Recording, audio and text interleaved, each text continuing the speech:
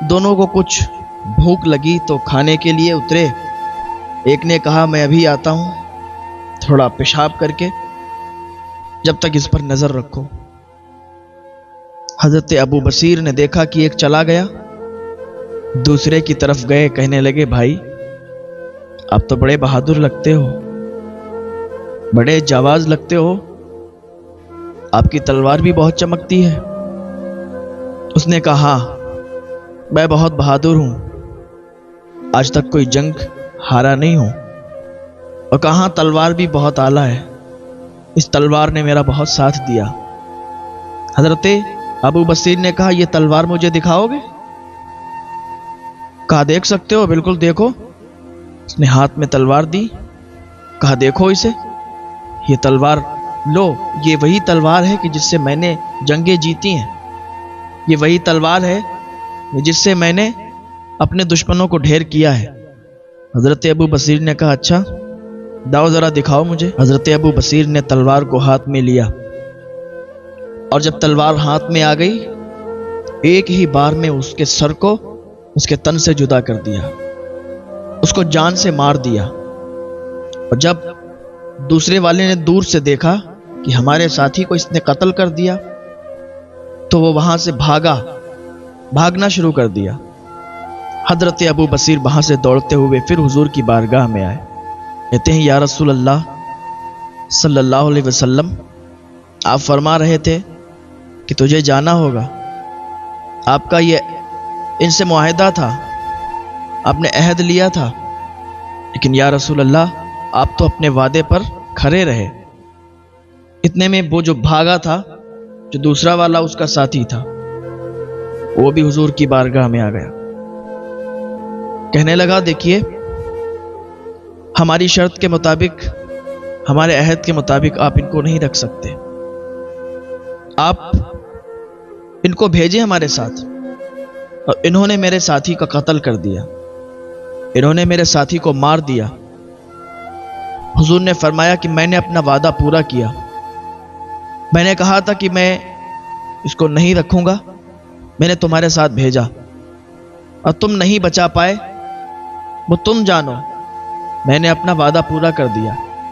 حضور نے فرمایا ابو بصیر تمہیں پھر جانا ہوگا، تم یہاں نہیں رہ سکتے، لیکن صبر کرو اللہ بہتری عطا فرمائے گا، صبر کرو اللہ صبر کرنے والوں کے ساتھ ہے، ایک دن وہ بھی آئے گا کہ تم خوش ہوگے، تم یہاں نہیں رہ سکتے۔ حضرت ابو بصیر سمجھ گئے کہ حضور کیا اشارہ فرما رہے ہیں۔ حضور نے ارشاد فرمایا کہ تم مدینے نہیں رہ سکتے۔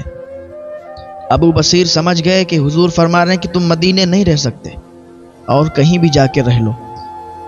حضرت ابو بصیر وہاں سے نکل گئے، وہ اس کے ساتھ جا رہے تھے،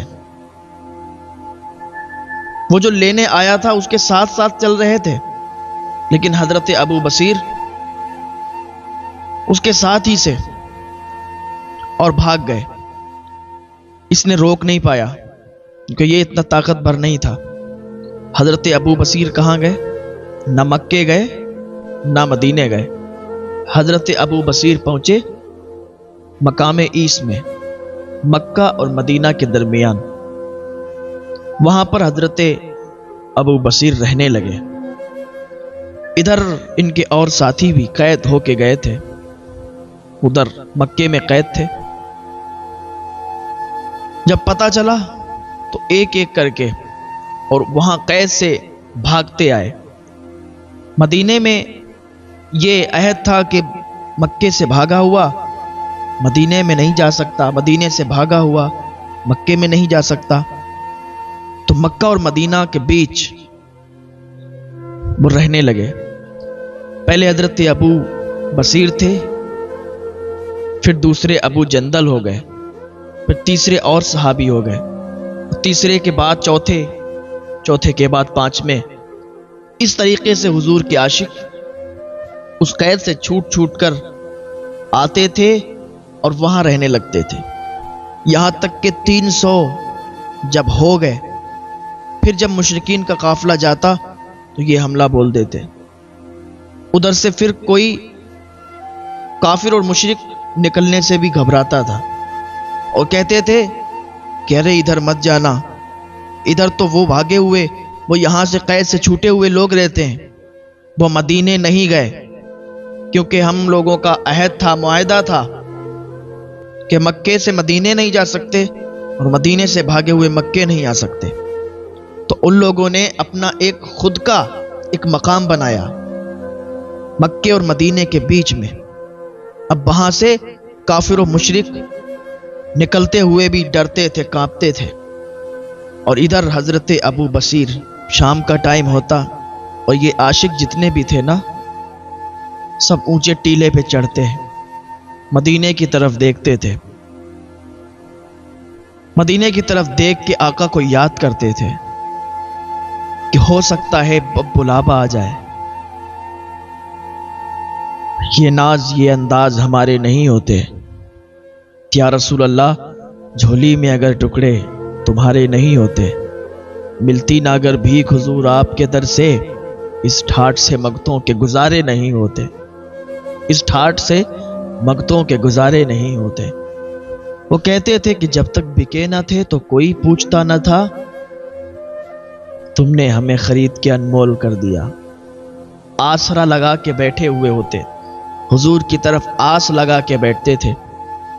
حضور کی یاد آتی تھی نا، میری داستان حسرت وہ سنا سنا کے روئے، میرے آزمانے والے مجھے آزما کے روئے، کوئی ایسا اہل دل ہو جو فسانے محبت، میں اسے سنا کے روؤں وہ مجھے سنا کے روئے۔ حضرت ابو بصیر آس لگا کے بیٹھے ہیں کہ حضور نے فرمایا تھا کہ ابو بصیر وہ دن بھی آئے گا کہ تم اپنی آنکھوں سے دیکھو گے، تم صبر کرو، اللہ صبر کرنے والوں کے ساتھ ہے، وہ دن بھی آئے گا کہ تم مدینے کی گلیوں میں ٹہلو گے، کہ حضور نے فرمایا تھا نا ابو بصیر وہ دن بھی آئے گا کہ تم مدینے میں بلائے جاؤ گے، تمہارا مدینے سے بلاوا آئے گا، مدینے سے بلاوا آ رہا ہے، میرا دل مجھ سے پہلے جا رہا ہے۔ یہ عاشق تھے، یہ حضور کے دیوانے تھے، یہ حضور کے مستانے تھے۔ ہاں اعلی حضرت فرماتے ہیں عرش پہ تازہ چھیڑ چھاڑ، فرش پہ طرفہ دھوم دھام، کان جدھر لگائیے تیری ہی داستان ہے۔ حضور کے عاشق ہر جگہ، حضور کے چاہنے والے ہر جگہ، اس کائنات گیتی میں، اس دنیا میں ہر جگہ حضور کے عاشق، ہر جگہ حضور کے ماننے والے، ہر جگہ حضور کے چاہنے والے۔ صحابہ نے عرض کیا یا رسول اللہ صلی اللہ علیہ وسلم، سب سے عجیب ایمان کس کا ہے؟ سب سے عجیب ایمان والے کون شخص، کون لوگ ہیں؟ حضور فرماتے ہیں میرے وہ امتی جنہوں نے مجھے نہیں دیکھا، جو مجھ سے نہیں ملے، جنہوں نے مجھے دیکھا نہیں، مجھ سے ملے نہیں، اور پھر بھی مجھ سے بے پناہ محبت، بے پناہ عشق، ان کا سب سے عجیب ایمان ہوگا۔ آج ہم سب حضور کے امتی، حضور کے چاہنے والے، حضور کے عاشق، حضور کے ماننے والے، ہم نے حضور کو نہیں دیکھا، حضور کی بتائی ہوئی باتوں کو سنا، حضور کی بتائی ہوئی باتوں کو ہم فالو کر رہے ہیں، حضور کے بارے میں ہم پڑھ رہے ہیں، حضور کے بارے میں ہمیں پتہ چل رہا ہے، جو صحابہ اکرام نے لکھا، جو حضور نے فرمایا اس کو فالو کرتے ہیں، تو ہم حضور کے چاہنے والے ہیں، اور ایسے نہ جانے کہاں کہاں حضور کے چاہنے والے ہیں اور حضور کا ذکر کرتے ہیں، حضور کے نام پر چراغاں کرتے ہیں، حضور کا میلاد مناتے ہیں، اور حضور فرماتے ہیں جو میرا میلاد منائے گا میں محمد تب تک کہ جنت میں نہیں جاؤں گا جب تک ان سب کو اپنے ساتھ لے کے نہیں جاؤں گا۔ جو میری میلاد کرے گا، جو میلاد کا ذکر سنے گا، میلاد کا ذکر کرے گا، حضور فرماتے ہیں اپنے ساتھ ان کو جنت میں لے کے جائیں گے۔ تو میں عرض کر رہا تھا کہ حضور پاک صلی اللہ تعالیٰ علیہ وسلم کی طرف آس لگا کے یہ لوگ بیٹھتے تھے کہ کب بلاوا آ جائے، کب ہم لوگ مدینے کی طرف چلے جائیں۔ لیکن ایک دن وہ بھی آیا کہ عاشقوں نے اپنی آنکھوں سے دیکھا، وہ دن بھی آیا کہ مدینے سے بلاوا آ گیا۔ ہائے ہائے ہائے، मदीने से बुलावा आ रहा है, मेरा दिल मुझसे पहले जा रहा है। बड़ी उम्मीद है सरकार कदमों में बुलाएंगे, बड़ी उम्मीद है सरकार कदमों में बुलाएंगे। करम की एक नजर होगी मदीने हम भी जाएंगे। एक दिन वो भी आया कि मदीने से बुलावा आ गया। वाकया क्या हुआ कि वो लोग परेशान हो गए, रास्ता निकलना उनका दुश्वार हो गया, तो हुजूर की बारगाह में आ गए और कहने लगे हम अपने मुआहदे को वापस लेते हैं। हमने जो अहद किया था हम उस अहद को वापस लेते हैं। हमें नहीं करना कोई मुआहदा, हमें नहीं लेना कोई अहद, इसलिए कि हम लोगों का रास्ता निकलना अब दुश्वार हो गया है। ये तो एक नया इन्होंने मकाम बना लिया, ना मदीने में रहते ना मक्के में, और बीच में रहते।